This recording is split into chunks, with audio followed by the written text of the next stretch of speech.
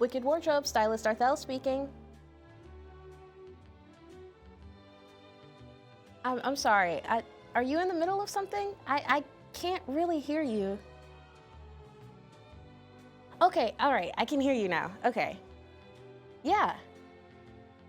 Oh, okay. Yeah, no, that's probably really frustrating to deal with. Of course I can help you out with that. Yeah, I can make an episode all about it. Thank you so much for calling in. All right, functionality versus fashion. Complex yet enticing.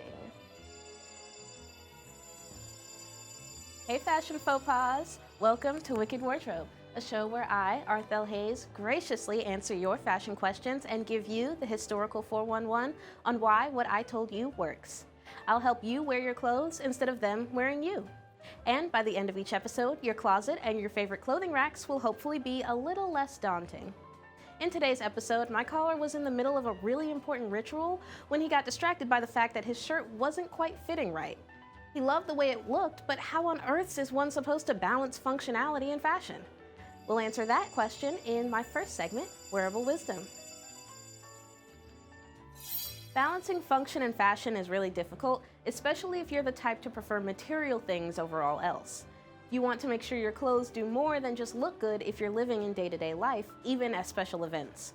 Nothing is worse than walking around and trying to fight the urge to scratch it yourself or adjust your clothing constantly.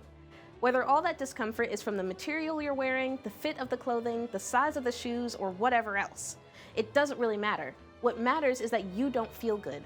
Humans are delicate, sensitive creatures that need protection from the elements, but also from themselves and their own minds and preferences. Many of you prefer to wear clothing that doesn't even fit correctly simply because of the number on the tag, and I'm not talking about the price point. The most important thing in daily fashion is to make sure that you feel good, and you're not doing that. So, let's learn how to. First, make sure everything is the correct size. Before even getting into materials and the weather and activities, all of your clothes have to fit you the way you feel most comfortable. If you prefer a smaller fit because you love cropped looks, go for it. Just make sure nothing is squeezing your organs.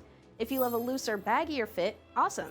Just be aware that at some point in your life, you'll probably have to wear something that isn't as baggy, especially if the occasion calls for a suit or some form of excessive formality or professionalism. And I'm not saying these things to restrict you at all. I'm a huge advocate for personal preference and expressing oneself. But someday, someone will ask you to wear something else, and that's what I'm here for. No, literally, that'll be an episode topic later on. Don't ask me how I know the future, it's rude. Anyway, wearing the wrong size can be excessively uncomfortable. Measure yourself and match the numbers to the ones in the size chart. Your size doesn't define who you are as a person, and sizing is different depending on where in the world you're ordering from. I may be a double XS at Target in America, but when I'm ordering from an online shop based in Japan, I'm often a large or an extra large. All I'm looking for are the right numbers. This goes for shoes as well. My shoe size changes from 6 to 8 depending on the brand and the time of day I'm measuring my feet. The best time of day to measure your body, feet, or hands for rings or gloves is the end of the day. After you've done all your walking and eating, that's when you should measure. That way, you'll be just as comfortable at the end of the day rather than feeling like you're about to pop out of your clothing or squeeze out of your shoes. Speaking of shoes, for the love of me, get the right size. Getting the wrong size shoes can lead to soreness or blisters at best and bunions or serious long-term damage at worst. Measure your feet and make sure that you have a little bit of room above the toe.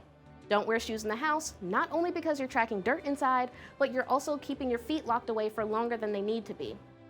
Secondly, worry about the material for the occasion. This is a pretty simple concept. Is it going to be cold? Wear something warm. Is it going to rain? Don't wear a fabric that could be easily damaged if wet. Aim for something waterproof.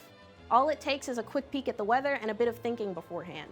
You're going to want to make sure that you check the properties of the materials you're wearing. There's this ridiculous trend of bathing suits being made of materials that don't do well in water. It's really stupid. Thirdly, think about the location you're going to be at and the amount of movement you're going to be doing. I mean, come on.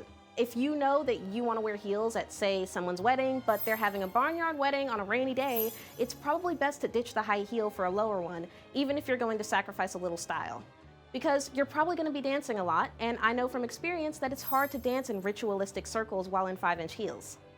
Overall, I recommend listening to your body above all else. Don't try to restrict yourself or harm yourself simply because of a beauty standard or an imaginary ideal for yourself. There are so many other things out there that can harm you.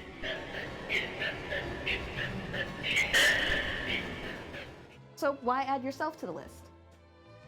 Now that we've covered that, let's move on to the history of the functionality of clothing. Welcome to Who What Wear, the segment where I give you the cultural 411 on fashion history. Covering the function of clothing started out as pretty simple, but as I started going back through my diary, I realized that a lot of fashion history is way more complex than I remembered it being, and I was there for a couple thousand years of it. Clothing likely started off as purely functional. That's not to say that your human ancestors didn't like pretty things, but it certainly wasn't a first priority. The main priority was to stay warm, stay cool, or to protect oneself in some way. It was like a portable shelter almost. In fact, we can tell about how old clothing is, or at least when it was consistently worn, because of when clothing lives diverged and evolved from their head louse ancestors. Cool, right? You know how long ago that was? Between 83,000 and 170,000 years ago. That's a long time even for me. Let's jump to the 200s BC. The ancient Romans had many fashion trends that I loved, but one set of laws regarding clothing preserved a particular purpose, which was to essentially identify who belonged.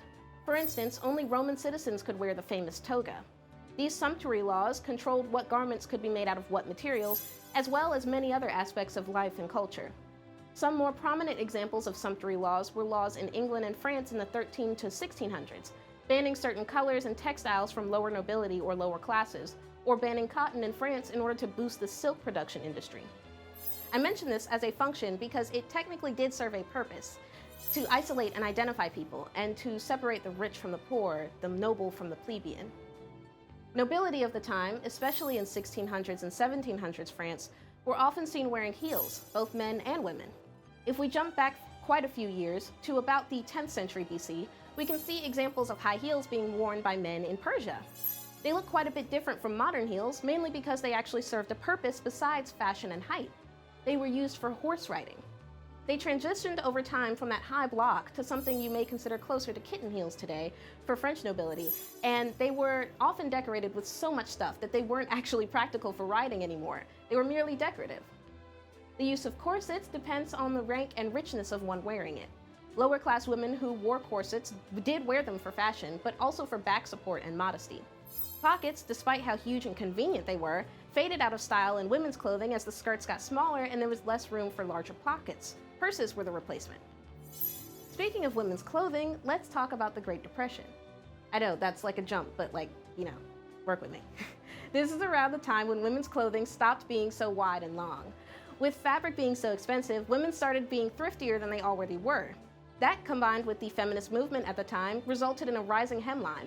Although it was still fairly long, most hemlines stopped about mid-calf. This brought with it ease of movement, the rise of women wearing pants more often, since they were in the workforce more often, and a short-lived trend of painting or blushing your kneecaps so they made a splash when you danced. There's plenty of instances in non-Western fashion where function is sacrificed for fashion as well. Feet binding and neck elongation are examples of such. They modify the body, sometimes to a dangerous extent, all for the sake of beauty and status. Neck elongation doesn't actually affect the neck itself though, it seems to push the shoulders down.